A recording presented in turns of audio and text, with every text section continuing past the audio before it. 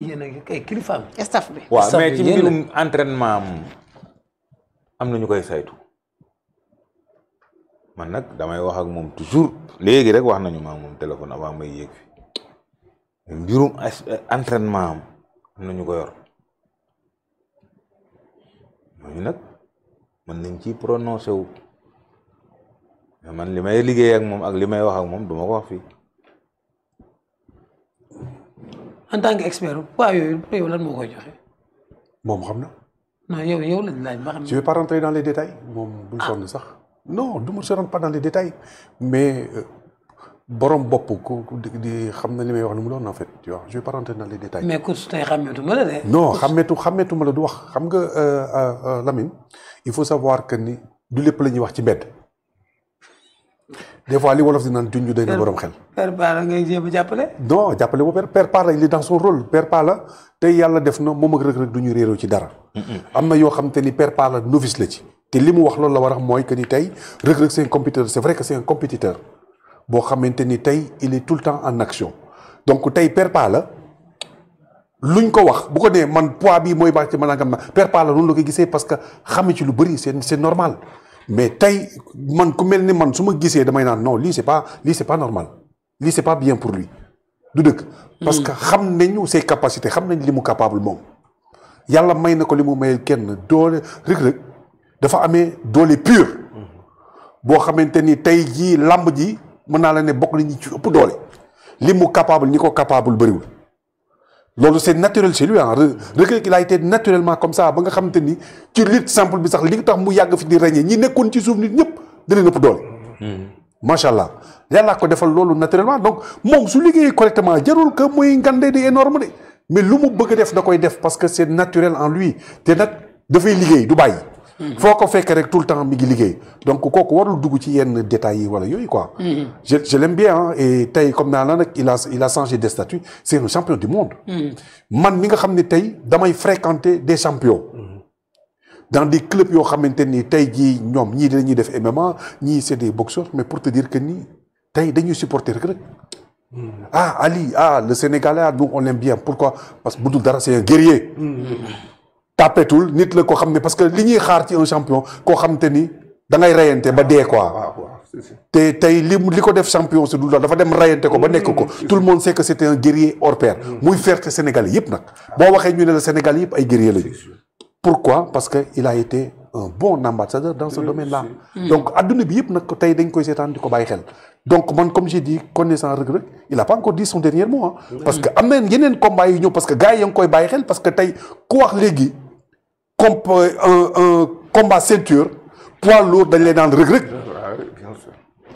John Jones ñaar nag ñoo ci des parce que ñeneen ñaar ñi nga xamante ni tey ñoo fi nekkoon ay champion kenn mënu leen a gagner mais Reug Reug da leen a effacer vite fait bien fait.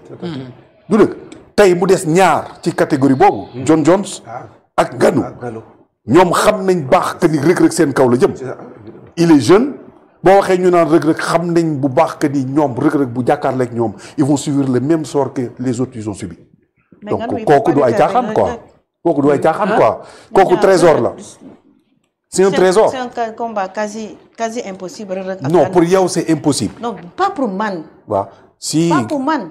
man je suis pas organisatrice je suis pas. mais oui moo tax man ne la tey peut-être que dans ce domaine-là quasi impossible. xam nga dans ce domaine-là Reug Reug en Ganu parce que ñoom. pourquoi c'est impossible. Ganu lu mu wax. tu as suivi Ganu. bien sûr. lu mu wax. c'est normal.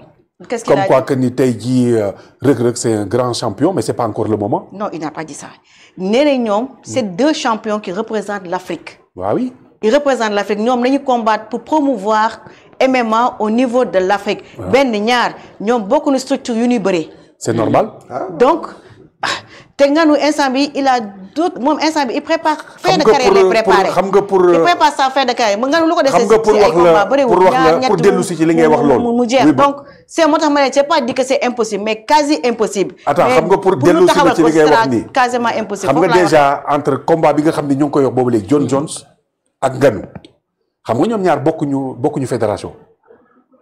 kenn ku ci nekk mi ngi ci fédération mais par contre ñi ngi jéem a xool kan mooy organisateur mooy bi nga xam ne mooy proposer loo xam ni organisation bi na d'accord kii dina d'accord su ko defee ñu boole leen ce qui est tout à fait normal ça se passe comme ça pourquoi parce que bëgg nañu xam au final qui est le meilleur parmi les trois là John Jones Ngannou Reug Reug malgré que c'est deux personnes qui représentent l'Afrique mais au final dinañ dem ba toll foo xamante ni tey jii ils seront obligés de s'affronter. Mais qu'il est en fin de carrière. Voilà, pour savoir le meilleur. Ngannou raccroché. Ngannou léegi mu raccroché. Mais non gars yi dañu bëgg xaalis gars yi yow xaalis la ñuy wër. mais oui gars yi xaalis la ñuy wër. waaw bul sax sonn. là ils vont te proposer parce que lii de moom xaalis la de ay. xaalis bu weex tàll la c'est des milliards. moo gën a lamb ji yow tam. voilà c'est des milliards donc xamante nañ ci seen biir moo tax nag tey boo gisee dañuy clignoter gauche jaar droite non nangam parce que plus le temps passe plus enchères yi di gën a yéeg. pour yow daal combat bu mënul ñàkk la. du mënul ñàkk. combat boobu du mënul ñàkk parce que xam lu tax mënul ñàkk. parce que Ngannou avant nga egg si moom am na ay lieutenant yu koy xaar. te balaa Reug Reug qui sont les lieutenants. balaa Reug Reug di ñëw foofu di ko egg si Ngannou il faut mu bëre ak lieutenant yi. bu pare non ñoo bokk titre parce que on parle de champion du monde. non champion du monde champion du monde lañ. on parle de champion du monde. non structure bu nekk dafa am ku nekk am nga sa titre champion du monde. waaw man PLFL dafa am champion du monde one championship champion du monde maanaam structure bu nekk dafa am. titre champion du monde waaw dama lay laaj. non bul catégoriser ndax lieutenant yi ay champion du monde lañ. mais par contre xam nga comme on dit. lieutenant yi ndax champion du monde lañ. déedéet. kon kay. maanaam balaa nga egg si Ngannou xam nga déjà ni ngi wax ni ay revanche moom ak Bouchra la xaw ma donc te Bouchra du champion maanaam il faut que nga y a des paliers à franchir. non Reug Reug amul palier pour champion du monde bu palier. nekkul champion du monde. il est au même titre que John Jones ak Ngannou. niveau bi benn la. c'est des champions du monde kon Reug Reug balaa muy bëree suy bëree waat il faut mu bëree waat beneen champion du monde. waaw non pas obligé pas obligé. titre am du ko tegal koo xam ne doo ko war a. après ça dépend de lui. titre am du ko jox n'importe quoi titre bii du ko signé. non mais père du demee noonu de di ngeen xalaatee man xam nga des fois. mais Reug Reug sax wax na ko. nee na ki mu dajeeloon. mais Reug Reug mu expliqué mën nañu dajewaat. mais Reug Reug mu expliqué kooku dafa yor ñetti titre mondial ci ay catégories. waaw plus de 100. 100 ak moins de 100. voilà tu ma léegi nag fekk si nga ma nag. naataango non fekk si wu ma la. parce que yow ni may wax yorul titre moom mënta xeex ak yow. Ngannou bi ngeen am titre mondial. Ngannou bi ngeen wax Reug Reug déjà am na ku ko daanoon bu pare. déjà Reug Reug il faut mu bëree mën na bëree kooku noonu parce que ni ngeen wax ni que kan moo ko daanoon. waaw yow laaj naa defar bi moom déedéet yow manager ma lay laaj. waaw defar bi moom waaw. voilà Bouchra je pense bien moom moo ko daan donc loolu mu wut effacer défaite boobu. pare défaite boobu du dara parce que dañoo àtte mu dóor ko.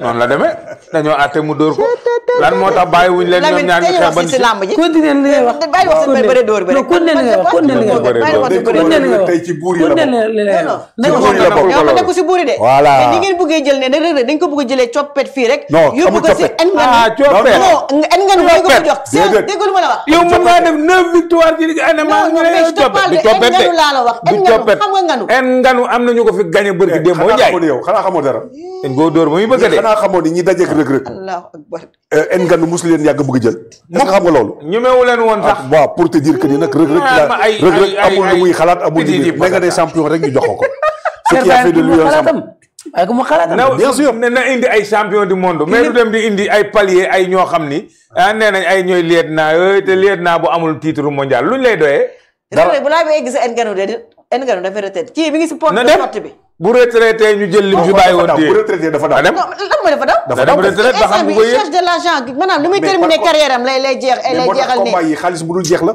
xaaral ma noppi parce que des fois expliquer ñoo xam ni des fois dañu comprendre c'est pas facile man attention MMA bi dama ci commencé am xam-xam de parce que moom day toog di ma nettali may comprendre titre bi caaxaan joxu ko mais MMA bi est-ce que yaa ngi koy seetaan comme ni ko Ndeye Combari seetaan est-ce que yaa ngi koy topp comme ni mu koy toppee parce que Reug Reug ak wala Tapha Tine rek ñoo tax nga seetaan non est-ce que yaa ngi koy topp comme moom ni mu koy toppee chaque jour sama kër liggéey yëpp laay seetaan canal laa yor sama kër yor écran boo xamante ni toll na nii dara réeru combat baa ngi nii PFL nañ ko monter rek ñu am xaalis ñun ñëpp gàddu na kii gàddu nañ teg ku ne na teg sa bos jàmm ni ñooy combat buur yi waaye ay lieutenant mooy lan lieutenant boo xam ne déggoo titre mondial kuy dajeeg yow kenn du bëreeg yow mu ngi nii direct yi nga direct waaye kon nañ ko tëgg kon mu ngi noonu buñ ko tëggee Reug Reug sa làmb ji da koy tardé rek